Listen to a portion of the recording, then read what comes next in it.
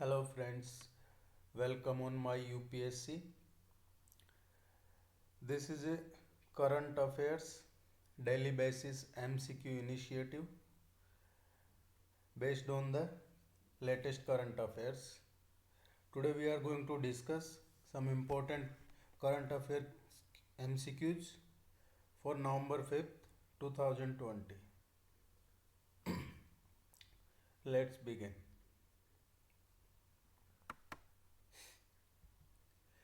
Question number first. Which of the following correctly defines the principles of Lassit that has been in news recently? ये Lassit क्या है? ये काफ़ी चर्चा में है अभी.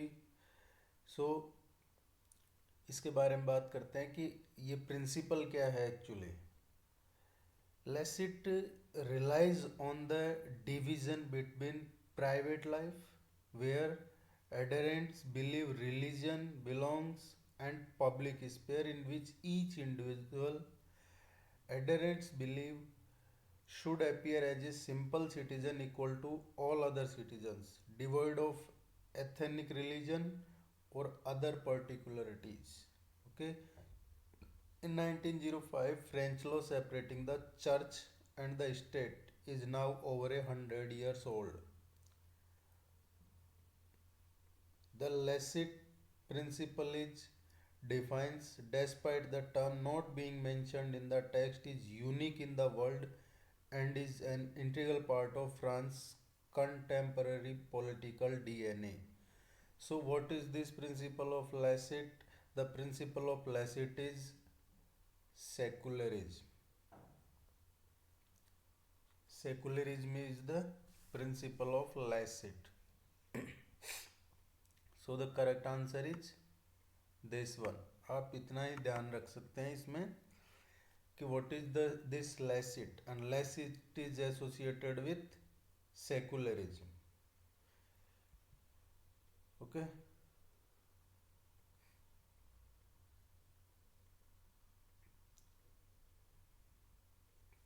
Next, question number 2.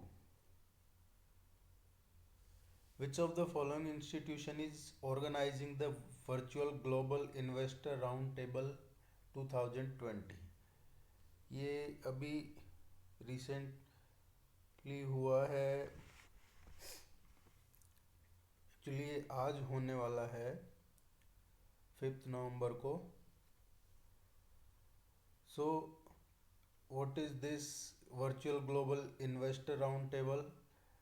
And Prime Minister will chair this VGIR Virtual Global Investor Roundtable on 5th November 2020. The VGIR is being organized by the Ministry of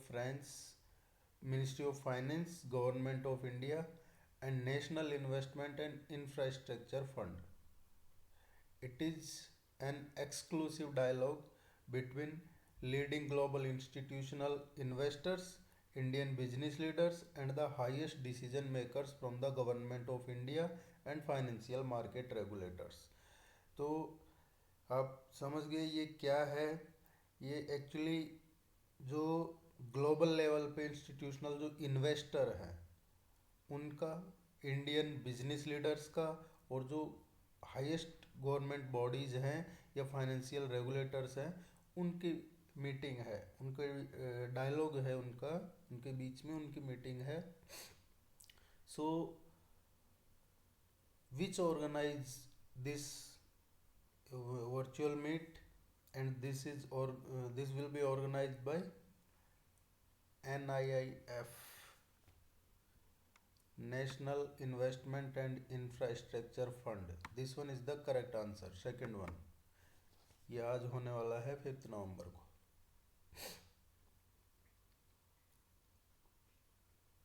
और इसमें फोकस क्या रहेगा डिस्कशन पे? Around India's economic and investment outlook.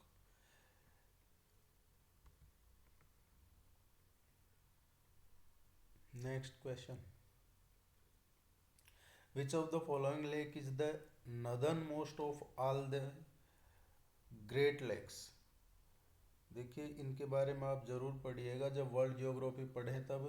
और एक lecture series भी चल रही है, डिस्क्रिप्शन में लिंक मिल जाएगा, वहाँ जाके भी आप ज्योग्राफी पढ़ सकते हैं थ्रू द मैप्स।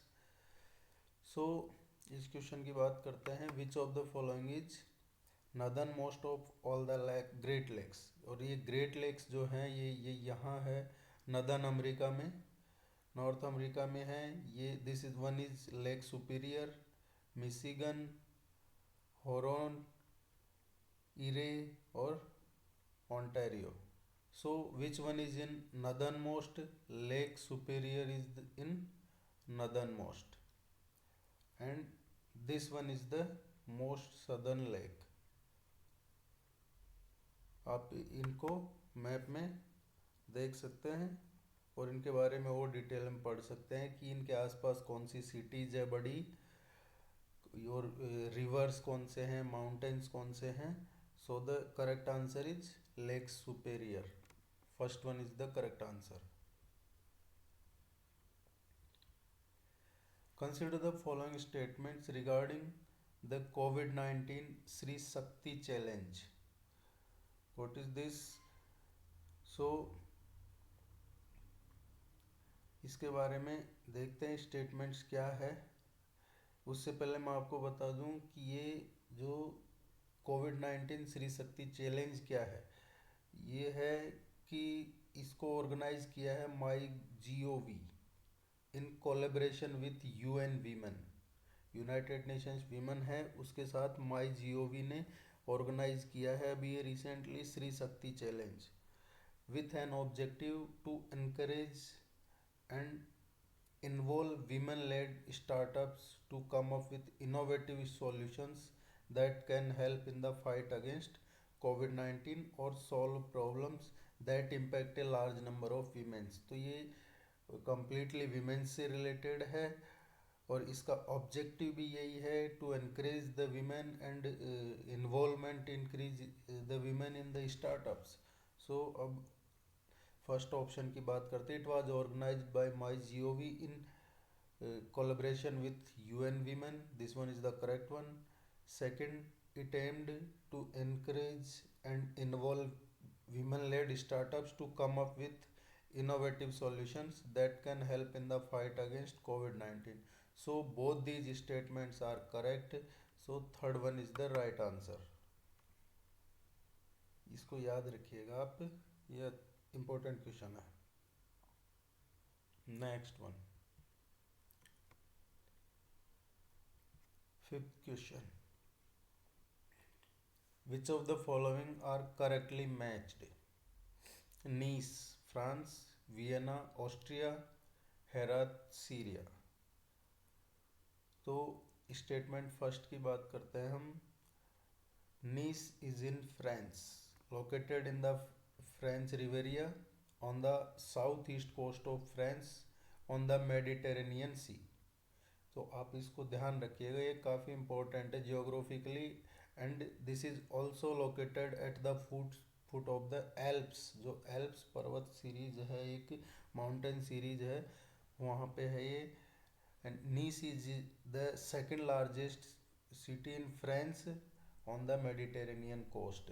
और यहाँ पे अभी टेरर अटैक हुआ है, that's why this place is in news. Second option, Vienna, Austria. Vienna is the national capital and the largest city of Austria. It is one of the 9 states of Austria. ये भी अभी recently news में है क्योंकि यहाँ पे भी अभी टेरर अटैक हुआ है recently. Third one, Herat, Syria. This is incorrectly matched because Herat city is the capital of Herat province situated in the fertile valley of the Hari river in the western part of Afghanistan. Herat is not in Syria. Herat is in Afghanistan and it is a capital of Herat province and it is situated in the western part of Afghanistan near the Hari valley river valley. सो ये जो places हैं चर्चा में recently रहते हैं उनको भी आप थोड़ा ध्यान में रखिएगा, मैप में ज़रूर इनको ड्रॉ कीजिएगा, लोकेट कीजिएगा, उससे आपको काफ़ी नॉलेज गेन होगा।